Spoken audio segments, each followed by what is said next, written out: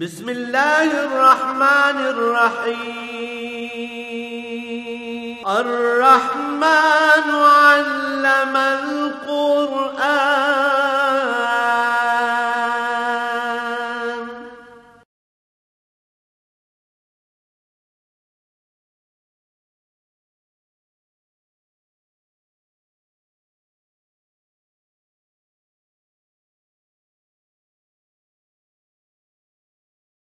الحمد لله رب العالمين والصلاة والسلام على حبيبه محمد وآله وصحبه أجمعين. أعوذ بالله من الشيطان الرجيم. بسم الله الرحمن الرحيم. قل يا أهل الكتاب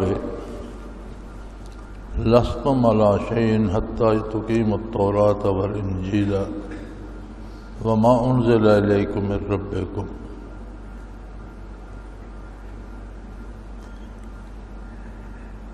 وليزيدن كثيرا ما أنزل إليك من ربك طغيانا وكفرا فلا تأس على القوم الكافرين.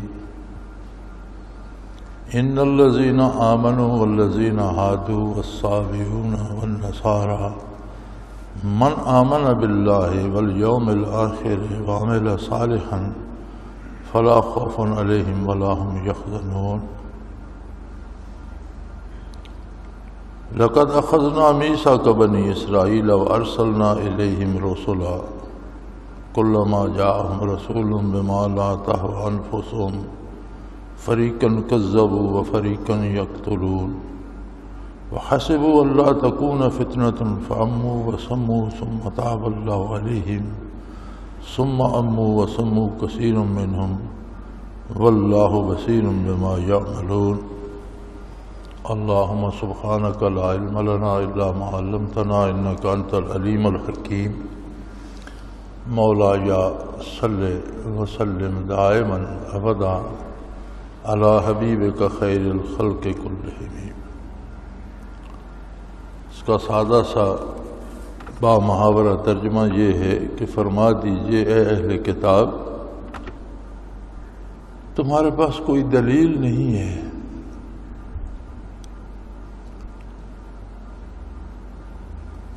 تمہاری دلیل ایک ہی ہے کہ تم اللہ کی کتاب پر عمل کرو. حتیٰ تقیموا التوراۃ والانجیل وما انزل الیکم من ربکم. تمہارے پاس جو تورات اور انجیل اللہ کی کتابیں ہیں یا جو اللہ کی طرف سے تم پر نازل ہوا ہے اس پر قائم ہو جاؤ، اس پر عمل کرو. اور اگر تمہاری بات اس کتاب کے خلاف ہے جو تم پر نازل ہوئی تو پھر تمہارے پاس کون سی دلیل ہے؟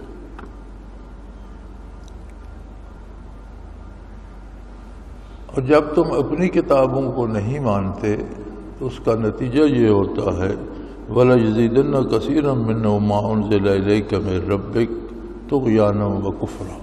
آپ پر جو اللہ کی طرف سے کلام نازل ہوتا ہے اس کی وجہ سے یہ کفر اور بغاوت میں اور بڑھ جاتے ہیں، مزید انکار میں آگے چلے جاتے ہیں. اصول یہ ہے کہ یقینی طور پر جو لوگ ایمان لائیں، ایمان لانے سے پہلے وہ یہودی ہوں، بے دین ہوں، نصارہ ہوں، کسی فرقے سے تعلق رکھتے ہوں، جو کوئی بھی اللہ پر آخرت پر ایمان لے آئے اور نیک عمل کرے اللہ اسے قبول فرما لے گا. اسے کوئی خوف، کوئی خطرہ، کوئی دکھ نہیں ہوگا. اور یہ یہود و نصارہ تو ایسے ہیں کہ ان سے تو ہم نے بنی اسرائیل سے ہم نے بڑے وعدے لیے اور پھر جب ان کے پاس رسول بھیجے تو یہ اپنی خواہشات نفس پہ اس طرح جمے ہوئے تھے کہ جب رسولوں کی تعلیم انہوں نے اپنی خواہشات کے خلاف دیکھی، کچھ کی تکذیب کی اور کچھ رسولوں کو تو انہوں نے شہید ہی کر دیا. اور ان اعمال کے بعد یہ امید یہ کرتے تھے کہ ان پر اللہ کی گرفت نہیں آئے گی، یہ بالکل اندھے اور بہرے بن گئے، یعنی بے تحاشا ظلم کرتے رہے۔ اللہ کریم نے پھر بھی ان کے ساتھ رعایت فرمائی، لیکن اس رعایت کا بھی انہوں نے فائدہ نہیں اٹھایا، توبہ نہیں کی، بلکہ اندھے بہرے بن کر اور بغاوت میں آگے بڑھتے رہے، اور یہ بھول گئے کہ جو کچھ بھی تم کر رہے ہو اللہ کریم اسے خود ملاحظہ فرما رہا ہے، ہر کام کو دیکھ رہا ہے۔ یہود و نصارہ اور خاص کر یہودیوں نے حضور کے اعلان نبوت سے لے کر آج تک یہ بیڑا اٹھایا ہوا ہے کہ اسلام کی ہر قدم پہ مخالفت کرنی ہے۔ حضور مکہ مکرمہ میں تھے تو بھی مشرکین مکہ کو تو کچھ آتا جاتا نہیں تھا، وہ ان کے علماء کے پاس آتے، ان کے علماء کی اکثریت یثرب میں تھی، جو اب مدینہ النبی کہلاتا ہے صلی اللہ علیہ وسلم۔ اس آبادی کو یثرب کہتے تھے، اور یثرب کو اچھا نام نہیں تھا۔ یثرب سے مراد ہے تکلیف دہ جگہ۔ یہاں ایک جھاڑی ہوتی تھی اور اس میں کوئی خاص قسم کی مکھی ہوتی تھی جس کے کاٹنے سے تیز بخار آ جاتا تھا، تو اسے تکلیف دہ جگہ کے نام سے یثرب کہا جاتا تھا کہ جو بھی وہاں جاتا ہے بیمار ہو جاتا ہے۔ تو حضور کی تشریف آوری سے وہ کیفیت بھی ختم ہو گئی، اور یہ مدینہ النبی، نبی کریم صلی اللہ علیہ وسلم کا شہر کہلایا۔ تو بعض لوگ جہالت سے اب بھی بچوں کا نام بھی یثرب رکھ دیتے ہیں یا اس طرح سے، تو یثرب کوئی پسندیدہ بات نہیں تھی، بلکہ نبی کریم صلی اللہ علیہ وسلم نے اس لفظ کو بدل دیا تھا اور یہ مدینہ النبی کہلایا۔ تو یہاں یہود کے قبائل تھے اور ان کے پاس علماء بھی تھے، تو مشرکین مکہ ان کے پاس آتے اور یہ انہیں اعتراضات سے کھاتے، اور وہ جا کر حضور کی خدمت عالیہ میں پیش کرتے، سوالات پیش کرتے، بحثیں کرتے۔ تو اللہ کریم نے فرمایا کہ ان سے کہیے کہ تمہارے پاس کیا دلیل ہے، کس دلیل سے تم بات کرتے ہو؟ تمہارے پاس تورات ہے، انجیل ہے، اگر تم اس کتاب کے مطابق بات کرو تو اس میں نبی کریم صلی اللہ علیہ وسلم کی بعثت کی پیش گوئی موجود ہے، پھر تمہیں حضور کو اللہ کا رسول ماننا چاہیے۔ اور اگر تم جو کتاب اللہ کی تمہارے پاس ہے اس کو بھی تسلیم نہیں کرتے تو پھر تمہارے پاس کون سی دلیل ہے؟ پھر تو تمہاری بات کرنے کی کوئی دلیل ہی نہیں، پھر تو محض بحث برائے بحث کیے جا رہے ہو۔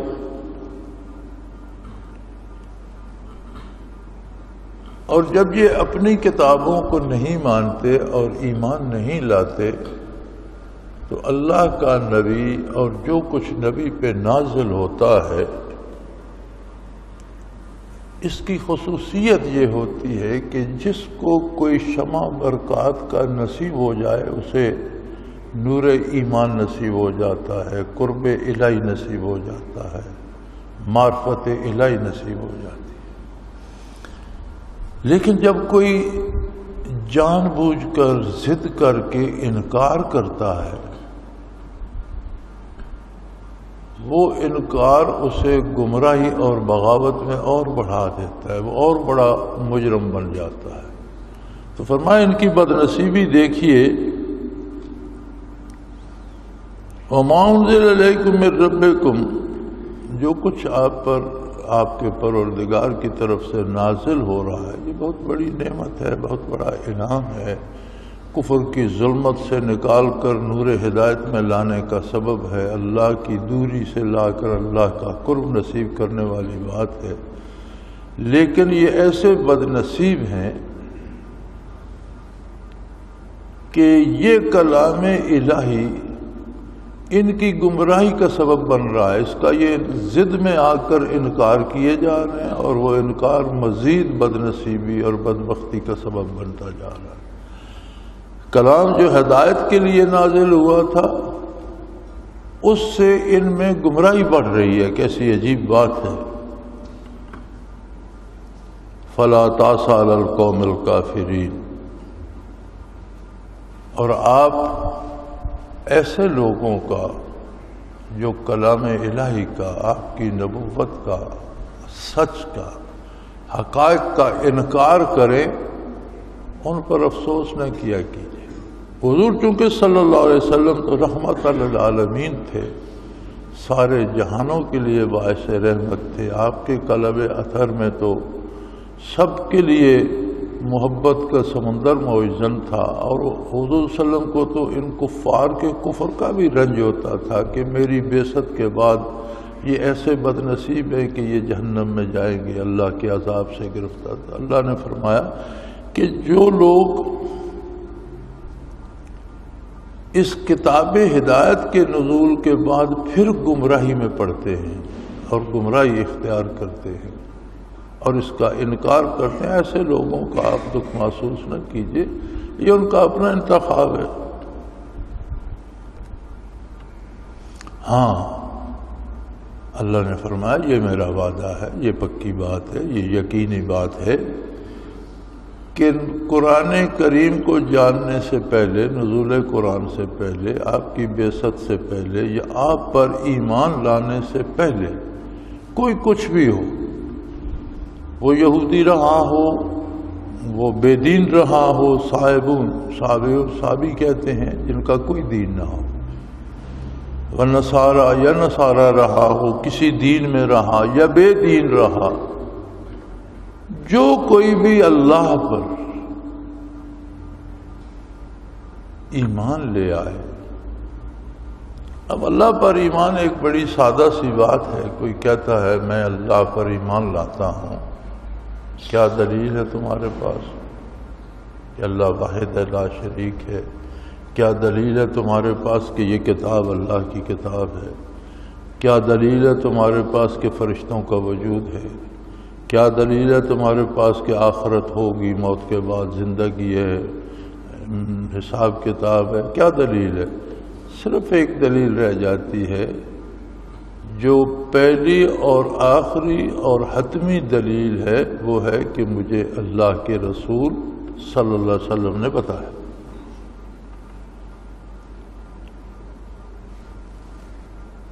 یہ اتنا آسان جواب کہ اللہ واحد لا شریک ہے، یہ حضور کی بعثت کے وقت تو کسی فلسفی، کسی مورخ، کسی ادیب، کسی شاعر، کسی دانشور نے یہ آسان سا جواب لوگوں کو کیوں نہیں بتایا؟ اس لیے کہ ان کے پاس دلیل نہیں تھی. کس دلیل پہ کہتے ہیں؟ حضور اکرم صلی اللہ علیہ وسلم اللہ کے رسول تھے، تو اللہ کو ماننا ویسا ضروری ہے جیسا نبی کریم صلی اللہ علیہ وسلم منواتے ہیں. بلکہ ہمارے فقہا ہماری فقہ کی کتابوں میں لکھتے ہیں کہ بچہ جب ذرا ہوش سنبھالتا ہے اور آپ اسے اللہ کریم کا تصور دیتے ہیں تو اسے یہ بتائیں کہ میں اس اللہ کو مانتا ہوں جس کو حضرت محمد، حضرت عبداللہ کے بیٹے جو مکہ میں پیدا ہوئے اور جو ہجرت کر کے مدینہ منورہ جلوہ افروز ہوئے اور جو اللہ کے رسول ہیں، وہ جس اللہ کو جیسا منواتے ہیں میں اس کو اللہ اور ویسا مانتا ہوں.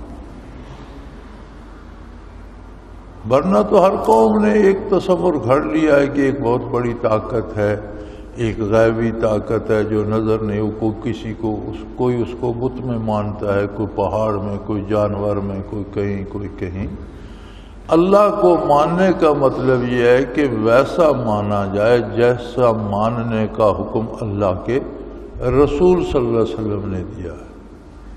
کہ اس کے ساتھ پھر رسول پر ایمان لانا ضروری ہو گیا. اگر کوئی رسول کو نہیں مانتا تو اللہ کا بھی انکار کر رہا ہے، اس کے پاس کوئی دلیل نہیں ہے کہ وہ اللہ کو مانے.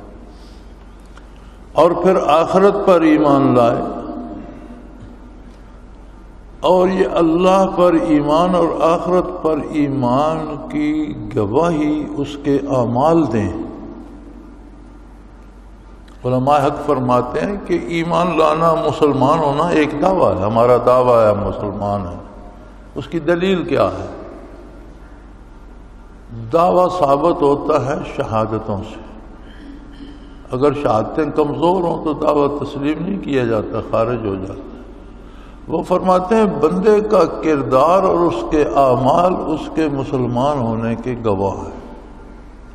اگر اس کے اعمال وہ ہیں جن کا حکم اسلام دیتا ہے تو اس کا ایمان کا دعویٰ سچا ہے، اور اگر اس کے اعمال وہ نہیں تو پھر وہ محض دعویٰ کر رہا ہے، اس کے پاس دلیل کوئی نہیں۔ اس لیے جہاں بھی قرآن حکیم میں ایمان کا ذکر آتا ہے وہ عمل الصالحات، آمنوا وعملوا الصالحات آتا ہے، تو فرمایا یہ پکی بات ہے میرے حبیب، آپ رحمت للعالمین ہیں، آپ کو دشمنوں کا بھی دکھ لگتا ہے کہ یہ جہنم میں کیوں جائیں گے، لیکن میں آپ کو یقین دلاتا ہوں کہ کوئی کیسا بھی ہو، جب وہ آپ پر آپ کے بتائے ہوئے طریقے سے میری ذات پر ایمان لے آئے گا، آخرت کو مان لے گا اور اس کا کردار سدھر جائے گا، عمل صالحہ۔ یہ بڑی عجیب بات ہے، اگر عمل صالح کی تعیین افراد پہ چھوڑ دی جائے تو کوئی شخص بھی یہ نہیں کہتا کہ میں نے غلط کیا ہے، حتیٰ کہ چوروں اور ڈاکوؤں کے پاس بھی دلیل ہوتی ہے کہ میری یہ مجبوری تھی اس لیے میں نے یہ کیا۔ تو پھر ہر بندے کا عمل صالح الگ ہو جائے گا، اس کا معیار کیا ہوگا؟ ہر وہ عمل صالح ہے جو نبی کریم صلی اللہ علیہ وسلم نے پسند فرمایا یا کرنے کا حکم دیا، اور جو آپ کی منشا اور سنت کے خلاف ہے وہ صالح نہیں ہو سکتا۔ یعنی صلاحیت کا معیار ہے رسول اللہ صلی اللہ علیہ وسلم۔ فرمایا کوئی کیسا بھی ہو وہ آپ پر ایمان لے آئے، میری عظمت پر یقین کر لے، آخرت پر اعتبار کر لے، اور اس کی دلیل یہ ہو کہ آئندہ اس کا کردار سدھر جائے، آپ کے بتائے ہوئے طریقے کے تابع ہو جائے، لا خوف علیہم ولا هم یحزنون، پھر اسے نہ کوئی ڈر ہوگا اور نہ حزن ہوگا۔ حزن ہوتا ہے افسوس، دکھ، جیسے کافر کو موت اور موت کے بعد دکھ ہوگا کہ میں نے زندگی کیوں ضائع کر دی۔ ڈر ہوتا ہے آنے والی چیز کا کہ کل میرے ساتھ کیا ہوگا۔ فرمایا جو ایمان لے آئے اور آپ کے احکام پر عمل خلوص نیت سے کرے گا، اسے نہ گزشتہ کا ڈر ہوگا نہ آئندہ کا خوف، اللہ ہر طرح سے اسے امن عطا فرمائے گا۔ اور رہے یہ بنی اسرائیل، آپ ان کا دکھ نہ کیجئے، اس لیے کہ یہ آج کی بات نہیں، ان سے بڑی دفعہ ہم نے عہد لیے، وعدے لیے، انہوں نے وعدے کیے، اور پھر جب ان کے پاس ہم نے رسول اور نبی بھیجے تو ماننے کا مطلب یہ ہوتا ہے کہ جس روش پہ ہم قائم ہیں، جو ہماری خواہشات ہیں، ان کو ہم الگ کر دیں، اور جسے اللہ کا نبی اور رسول مانا ہے اس کے احکام پہ عمل کریں، اپنی پسند، اپنی خواہش نفس، اپنی مرضی کو چھوڑ دیں۔ فرمایا یہ ایسے بد نصیب لوگ تھے کہ یہ انہوں نے دیکھا کہ جو کچھ نبی کی تعلیمات ہیں یہ ہماری خواہشات کے تو خلاف ہیں، بما لا تهوى انفسهم، جو ان کے نفس کی خواہشات تھی۔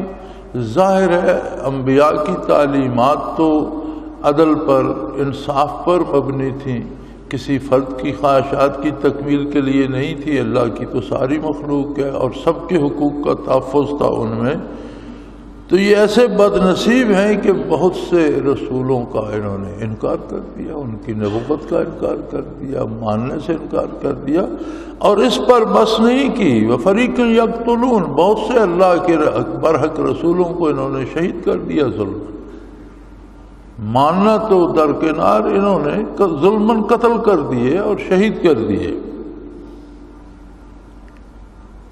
اور اتنا ظلم کرنے کے بعد وَحَسِبُوا أَلَّا تَكُونَ فِتْنَةً، پھر ان کا خیال یہ تھا کہ ہمیں ہوگا کچھ نہیں، کوئی ہم پر گرفت نہیں آئے گی،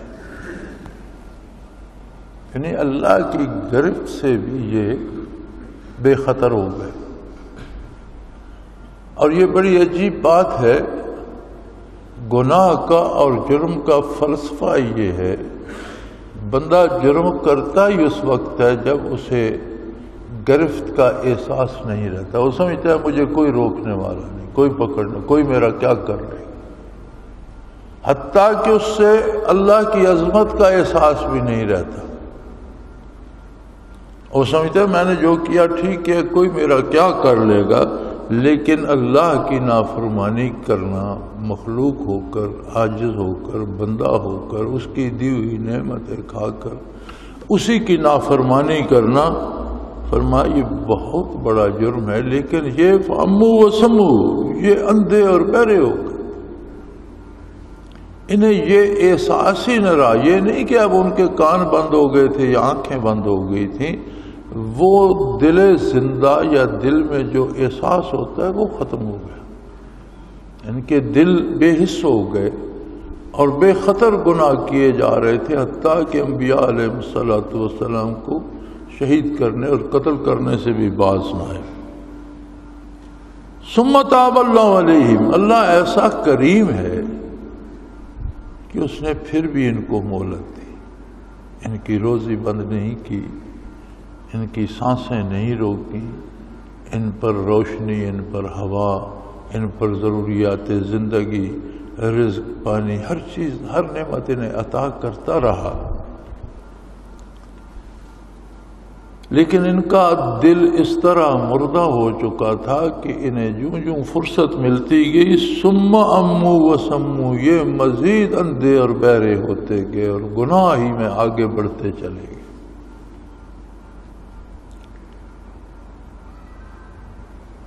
کثیرم منہم، ان کی اکثریت جو تھی اس کا رویہ یہ تھا۔ واللہ بصیر بما یعملون، اور حق یہ ہے کہ کوئی بندہ جو عمل بھی کرتا ہے وہ روز روشن میں کرے یا رات کی تاریکی میں چھپ کر کرے، وہ کسی تاریک کمرے میں کرے یا سر میدان کرے، جو عمل بھی کوئی بھی کرتا ہے اللہ کریم اسے دیکھ رہا ہے، وہ اللہ سے نہیں چھپ سکتا۔ اور اس پر انہوں نے بس نہیں کی، یہ کفر میں یہاں تک بڑھے کہ اللہ کریم نے جو رسول اور نبی ان کی طرف بھیجا تھا، قالوا ان اللہ والمسیح ابن مریم، انہوں نے کہا کہ مسیح حضرت عیسیٰ علیہ السلام جو حضرت مریم کے بیٹے تھے، یہ اللہ کے بیٹے ہیں، یعنی بجائے اس کے کہ توحید باری کو تسلیم کرتے، اپنے جرائم سے، گناہوں سے باز آتے، اور جس نبی نے انہیں تعلیم یہ دی تھی وَقَالَ الْمَسِيحُ يَا بَنِي إِسْرَائِيلَ اعْبُدُوا اللَّهَ رَبِّي وَرَبَّكُمْ إِنَّهُ مَن يُشْرِكْ بِاللَّهِ فَقَدْ حَرَمَ اللَّهُ عَلَيْهِ الْجَنَّةَ وَمَأْوَاهُ النَّارُ وَمَا لِلظَّالِمِينَ مِنْ أَنصَارٍ۔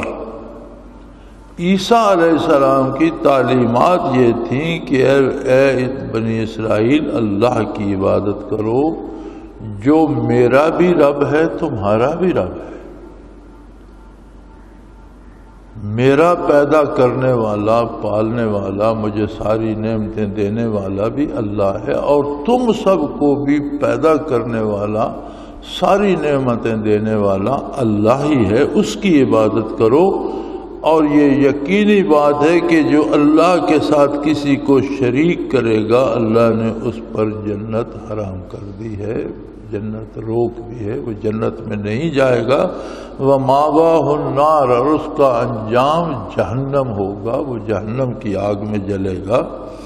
اور یہ بھی یاد رکھو مَا لِلظَّالِمِينَ مِنْ أَنصَارٍ، جو ظلم کریں گے، شرک کریں گے، کفر کریں گے، اللہ کی عدالت میں کوئی ان کا مددگار نہیں ہوگا، کوئی انہیں جہنم سے بچا نہیں سکے گا، کوئی انہیں اللہ کی بارگاہ اللہ کے غضب سے بچا نہیں سکے۔ اس سب کے باوجود فرمایا یہ ایسے ظالم ہیں کہ انہوں نے اسی اللہ کے نبی اور اللہ کے رسول عیسیٰ علیہ السلام کو جو اللہ کی عظمت کی طرف دعوت دے رہے تھے کہا یہ اللہ کا بیٹا ہے اور یہی ہمارا رب۔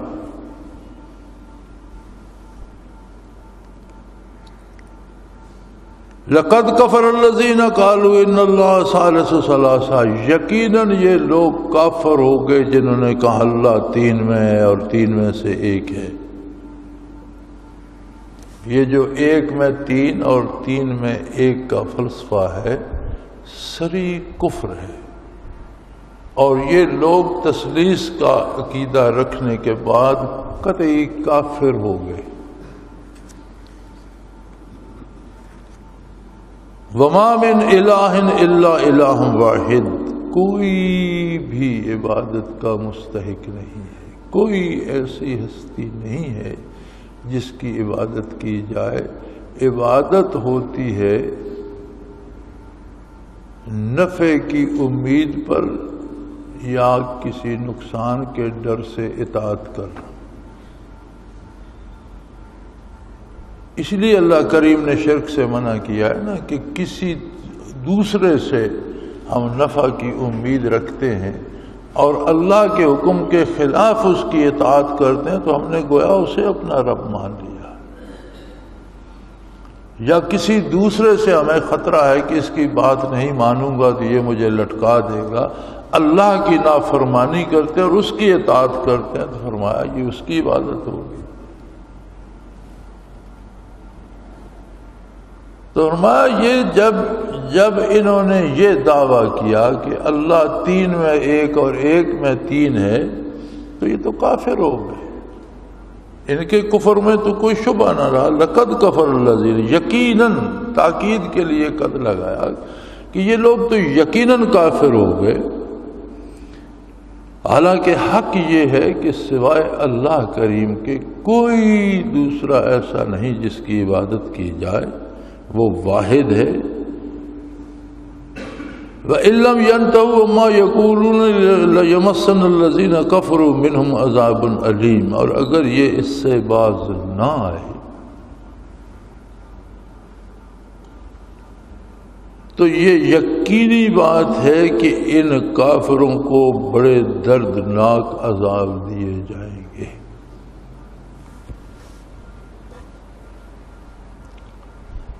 اور اللہ کے عذاب جو اعمال پہ واقع ہوتے ہیں آخرت میں تو ہوں گے ہی، قیامت کے بعد تو ہوں گے ہی، برزخ میں تو ہیں۔ بڑی عجیب بات یہ ہے کہ یہ عذاب دنیا میں بھی واقع ہوتے ہیں اور حصی عذاب ہوتے ہیں۔ نبی کریم صلی اللہ علیہ وسلم کی بعثت کے بعد آپ کی برکات میں سے ایک برکت یہ بھی تھی کہ جس طرح قوموں کی قومیں غرق ہو جاتی تھیں یا خنزیر اور بندر بن جاتی تھیں، وہ عذاب اٹھ گیا، اجتماعی عذاب اٹھ گئے، اور حضور کی بعثت کے بعد دنیا پہ قیامت تک، قیامت کے سوا کبھی اجتماعی عذاب نہیں آئے گا۔ لیکن یہ یاد رکھیں کہ عذاب کی مختلف صورتیں واقع ہوتی رہتی ہیں۔ باوجود اپنی ساری سائنسی ترقی کے اور جدید دریافت کے اور بے شمار دواؤں کے، ان میں ایڈز پھیل گیا، کیا یہ عذاب الہی نہیں تھا؟ کیوں نہیں روک سکے اسے؟ آج تک اس کا کوئی علاج نہیں اور مر رہے ہیں۔ ابھی وہ ایڈز کی مصیبت باقی تھی کے ساتھ اب وہ سوائن فلو آ گیا۔ اس فلو کا بڑا اچھا ترجمہ ہندوستان کے ایک جریدے نے کیا ہے۔ میرے پاس اگلے دن ایک جریدہ شمار آیا تو اس میں اس نے وہ ٹائٹل دیا ہوا تھا مضمون کا، خنزیری بخار۔ میں نے کہا اس نے ترجمہ خوب کیا۔ اس نے سوائن فلو کا اردو میں ترجمہ کیا ہوا تھا خنزیری بخار۔ اب ان میں وہ خنزیری بخار آ گیا، اس کا ان کے پاس کوئی علاج نہیں۔ یہ کیا ہے؟ عذاب الہی کی مختلف صورتیں ہیں، اور عجیب بات یہ ہے کہ بین الاقوامی طور پر جتنی قومیں، جتنے لوگ ان کی عادات اور کردار اختیار کرتے جا رہے ہیں، ان کو یہ مصیبتیں بھی ساتھ ساتھ وراثت میں منتقل ہو رہی ہیں۔ دنیا کے باقی ملکوں کے علاوہ ہندوستان، پاکستان میں بھی ایڈز بھی آئی، اب وہ خنزیری بخار بھی یہاں تک بھی پہنچ گیا۔ میرے خیال میں خبروں میں بتا رہے تھے کہ جی ایک بندے میں ثابت ہوا ہے کہ اسے خنزیری بخار ہے۔ تو سوال ہے، ایک عجیب سوال پیدا ہوتا ہے کہ ہم تو کلمہ گو ہیں، ہم تو مسلمان ہیں، تو یہ ایڈز ہمارے اندر کہاں سے آ گئی اگر یہ عذاب الہی ہے؟ اور یہ خنزیری بخار پاکستان میں کہاں سے آ رہا ہے؟ بات وہی آ جاتی ہے جو پہلے ہو چکی ہے کہ دعوے کے اعتبار سے تو ہم مسلمان ہیں، کردار کے اعتبار سے ہم یہودی اور نصرانی ہی نظر آنا چاہتے ہیں۔ عملی زندگی میں ہم وہی کردار اپنانا چاہتے ہیں جو یہود و نصارہ کا ہے۔ تو فیصلے تو کردار پر ہوتے ہیں، تو جن کرتوتوں کی وجہ سے ان پر یہ عذاب آ رہے ہیں، اگر وہی کرتوت ہم بھی کریں گے تو اسی مصیبت میں ہمیں بھی حصہ ہونا پڑے گا۔ لیکن شاید ہمیں اس کی سمجھ کیوں نہیں آتی؟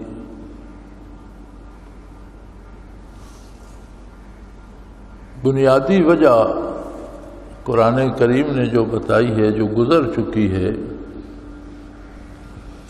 آمن باللہ والیوم الآخر، بھئی جب اللہ پر ایمان کی بات ہو گئی، ایمان باللہ میں ایمان بالرسالت بھی داخل ہے، ایمان بالآخرت بھی داخل ہے، یعنی جب ایمان باللہ کی بات ہوتی ہے تو ساری ضروریات دین اس میں آ جاتی ہیں کہ اللہ کو جس نے مانا، اس نے فرشتوں کے وجود کو مانا، اس نے برزخ کو، آخرت کو، جنت دوزخ کو مانا، اس نے رسالت و نبوت کو مانا، اللہ کی کتاب کو مانا، انہیں کہتے ہیں ضروریات دین۔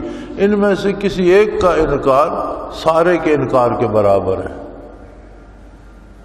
تو پھر یہ خاص طور پر آخرت اس میں آ گئی اجمالی طور پر، اس لیے کہ فرمایا لوگ کلمہ تو پڑھ لیتے ہیں لیکن آخرت کا یقین نہیں کرتے۔ اگر آخرت کا یقین کر لے تو کردار سدھر جاتا ہے۔ کیوں ہمارا کردار نہیں سدھرتا؟ ہم کیوں حرام کھاتے ہیں؟ ہم کیوں جھوٹ بولتے ہیں؟ ہم کیوں دوسروں کی حق تلفی کرتے ہیں؟ ہم کیوں ذخیرہ اندوزی کر کے اللہ کے بندوں کو افلاس میں مبتلا کرتے ہیں؟ ہم کیوں غریبوں بے کسوں کا تماشا دیکھتے ہیں؟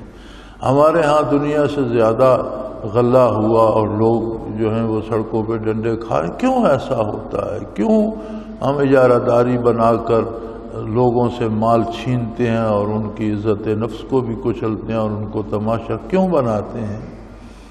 کیا ہمیں یہ یقین ہے کہ اس کردار کا محاسبہ ہوگا اور اس پر سزا ملے گی؟ یہیں ہم مار کھا جاتے ہیں۔ فرمایا ہم نے سمجھ لیا ہے کہ ہم نے کہہ دیا ہم مسلمان ہیں تو ہم موج کرتے رہیں، جو جی چاہے کریں۔ یہ ہمارے جتنے بڑے بڑے لوگ ہیں اور تاجر پیشہ جتنے بھی لوگ ہیں، تجارت سے منسلک ہیں، ان میں سے تو شاید ہی کوئی حاجی نہ ہو، اکثر ہر سال حج پہ عمرے پہ جاتے ہیں۔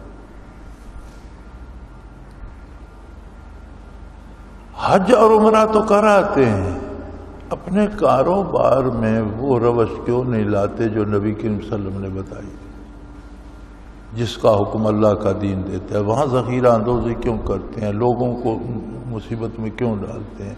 ناجائز منافع کیوں لیتے ہیں؟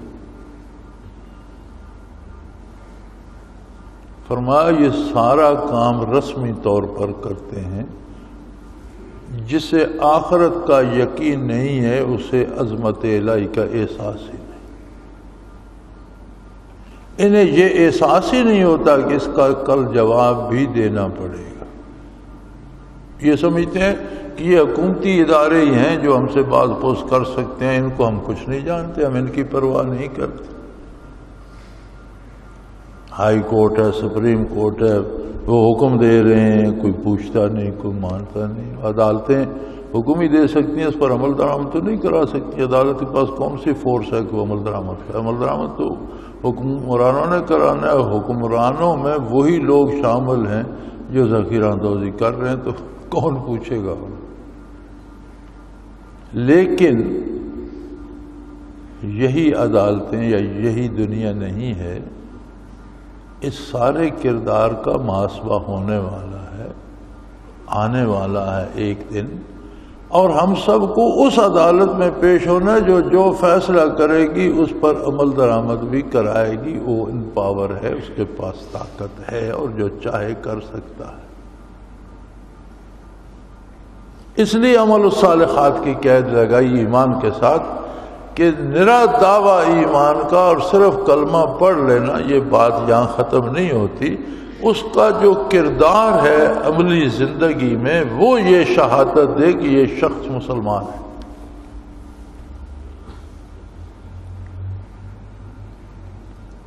اور فرمایا میرے نبی نے تو انہیں بتایا تھا، عیسیٰ علیہ السلام نے تو یہ بنی اسرائیل کو، یہود و نصارہ کو مخاطب کرتے ہوئے کہا تھا کہ صرف اللہ کی عبادت کرو، جو میرا بھی رب ہے تمہارا بھی رب ہے، اور یاد رکھو جو اللہ کے ساتھ شرک کرے گا وہ بخشا نہیں جائے گا، اس کا ٹھکانہ دوزخ ہوگا، اور ایسے ظالموں کی مدد کو بھی کوئی نہیں آ سکے گا۔ لیکن اس کے باوجود انہوں نے اصلاح کی روش نہیں اپنائی، تو جو اتنی ضد کر رہے ہیں جہنم میں جانے کے لیے، میرے حبیب آپ ان کا افسوس کیوں کرتے؟ آپ ان کے لیے دکھی نہ ہوا کریں۔ وآخر دعوانا ان الحمدللہ رب العالمین۔ اللہ اللہ اللہ اللہ اللہ اللہ اللہ اللہ۔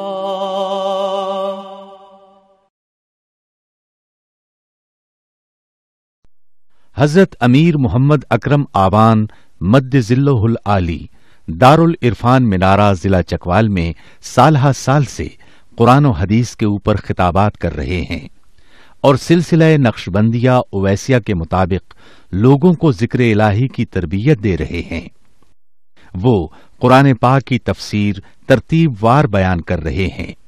تفسیر قرآن کو وہ موجودہ ملکی اور بین الاقوامی حالات کے مطابق بیان کرتے ہیں۔ موٹر وے سے کلر کہار کے انٹرچینج سے نکلتے ہوئے، کلر کہار کی جھیل سے ہوتے ہوئے، میانی، بوچھال اور نور پور سے گزرتے ہوئے دارالعرفان منارہ پہنچ سکتے ہیں۔ حضرت امیر محمد اکرم آوان نے بچیوں اور بچوں کی دینی اور دنیاوی تعلیم کے لیے سقارہ اکیڈمی کے نام سے ایک درسگاہ بھی قائم کی ہے، جس کا افتتاح ملک پاکستان کے صدر جنرل محمد ضیاء الحق نے اپنے دست مبارک سے کیا تھا۔ وہ تمام احباب جو اسلام کی طلب رکھتے ہیں ان سے گزارش ہے کہ دارالعرفان منارہ ضلع چکوال میں امیر محمد اکرم آوان صاحب کے خطابات سے مستفید ہوں۔ وہ ہر جمعے کو نماز سے پہلے بیان فرماتے ہیں۔ ہر ماہ کی پہلی اتوار کو ماہانہ اجتماع ہوتا ہے جس میں آپ خصوصی خطاب فرماتے ہیں، اور پاکستان کے چاروں صوبوں سے احباب اس اجتماع میں شرکت کرتے ہیں۔ اس کے علاوہ یہاں سال میں 2 مرکزی اجتماعات بھی ہوتے ہیں، ایک رمضان المبارک میں اعتکاف کا اجتماع، اور دوسرا جولائی اور اگست میں 40 دن کا اجتماع ہوتا ہے جس میں روحانی تربیت کی جاتی ہے۔ اپنا خون سیماب دے کر اتنا ہم کر جائیں گے، نام آقا کا چمن میں پھر رقم کر جائیں گے۔